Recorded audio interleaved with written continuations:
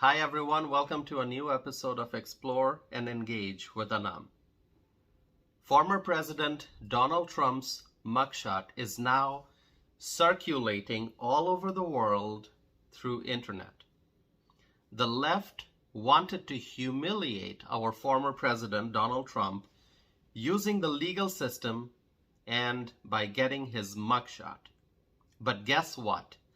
The mugshot has further energized Trump supporters, and even people who were not solid Trump supporters are now going to support Trump. And you may ask why. It is because there are sensible voters who can see how left-wing politicians are going after their political opponent by using the justice system. And in fact, this is injustice. It is a big example of injustice when you see what our former president Donald Trump is going through. A lot of sensible American voters are going to make a decision about their choice for 2024, and they are going to support Trump because they don't like what is being done to a former president, what our former president Donald Trump has to go through, the unfair treatment, the injustice that Donald Trump is facing will increase the number of people who support him for the 2024 presidential election. The mugshot is now on t-shirts, mugs, posters, and people are buying all these products. The mugshot will help Donald Trump get tremendous amounts of campaign contributions as support for his candidacy increases. Donald Trump, let me tell you, my friends, Donald Trump is more popular than ever before. Look at the number of people who watched Donald Trump's interview with Tucker Carlson. Last I checked on X, formerly known as Twitter, last I checked, the video has been viewed more than 260 million times. Amazing number. The mugshot. The mugshot will not stop Trump supporters. The Trump train is strong and moving forward at full speed, and that is very, very obvious. One of Donald Trump's top priorities is to secure the southern border. That was his priority when he campaigned in 2016. And since the arrival of Joe Biden's administration, we have seen the influx of millions of illegal immigrants. And so the next Republican president must address the border crisis. Look at what's happening in New York City. New York residents are unhappy as government spends more and more taxpayer dollars on migrants. There are protests because government officials are trying to come up with new locations for housing migrants.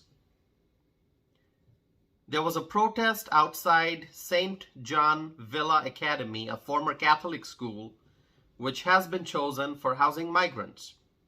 People are concerned about the safety and well-being of community members. There's tension on Staten Island because of government's efforts to disrupt neighborhoods by housing unknown migrants in the community. And New Yorkers are rejecting what City of New York officials are trying to do. City of New York officials are spending huge sums of money on migrants, and they are trying to find new places to house migrants. And in that effort, by trying to find new places, new locations for housing these unknown migrants, and we don't know where they are from, we don't know who they are, we don't know anything about their background. And so as government officials are trying to find new locations in New York for housing these migrants, New Yorkers are very, very upset. Hardworking New York City residents are upset because they don't want to see their communities being disrupted and disturbed by the arrival of these unknown migrants. And so there's a lot of tension in New York City, on Staten Island. And so going back to the question of border security, the next Republican president must start securing the border on day one in office. And what does that mean? That means building a physical barrier. Now, you can call it a wall, you can call it a fence. What I'm trying to say is that we need a physical barrier that will help secure our southern border. And then we need to use personnel to patrol the region and to prevent foreign nationals from entering the United States illegally. And that means we must deploy border patrol agents and ensure that no foreign national can come into the United States illegally. Then we must also use technology such as drones to do surveillance in the border region and to make sure that foreign nationals are not entering the United States illegally. All right, friends, let me switch to another topic. And I don't know how many of you have heard this already, but the Biden administration has an alcohol czar, whatever that means, an alcohol czar. And the alcohol czar reportedly may limit beers to 2 per week. So this alcohol czar that the Biden administration has may recommend that Americans do not consume more than 2 beers per week. And I'm not sure how popular that is going to be here in the United States of America. Let me just say that I personally do not consume alcohol. I don't drink beer, I don't drink wine, I don't drink whiskey or rum or vodka or any alcohol product. I don't drink alcohol. I never drank alcohol in my life, and I don't plan on drinking alcohol. And that is because it's a choice that I have made. It's a personal choice that I have made in my life. But that's my choice. Other people can make their own decisions regarding whether or not they want to drink alcohol. I do know that alcohol is very popular here in the United States and very, very, very popular here in Wisconsin. People in Wisconsin, they love their beer. And of course, I believe that everything should be consumed in moderation, whether it's food or alcohol. Too much of food will cause people to be overweight or obese. It can lead to health problems, and then too much alcohol will also be harmful for human health, as we know. But let's talk about this alcohol czar. This alcohol czar that the Biden administration has will reportedly is likely to recommend that American people consume no more than 2 beers per week. Now, right now, the American guidelines say that men must limit themselves to 2 drinks per day, and women should have only 1 drink. And as I have seen in the news, these guidelines are up for review in 2025. And so the government, as I have observed, and I'm sure many of you agree, the government likes to limit people's freedom by coming up with recommendations and guidelines and mandates. Remember the vaccine mandate? Remember that? That was a mandate, right? Of the vaccine mandate. And now in this case, this alcohol czar reportedly may come up with new recommendations and guidelines regarding how much alcohol Americans should consume. If the government can say how many drinks Americans should have in a day or week, the question is, what else can the government do? The next thing likely would be a milk czar who would say how many glasses of milk a person can have in a week, or how much of meat a person can consume in a week, or how many miles a person should drive in a day. In short, my friends, what I'm trying to tell you is that the government likes to control people's lives. And the latest example is this report that there's an alcohol czar who may try to recommend that American people consume no more than 2 beers per week.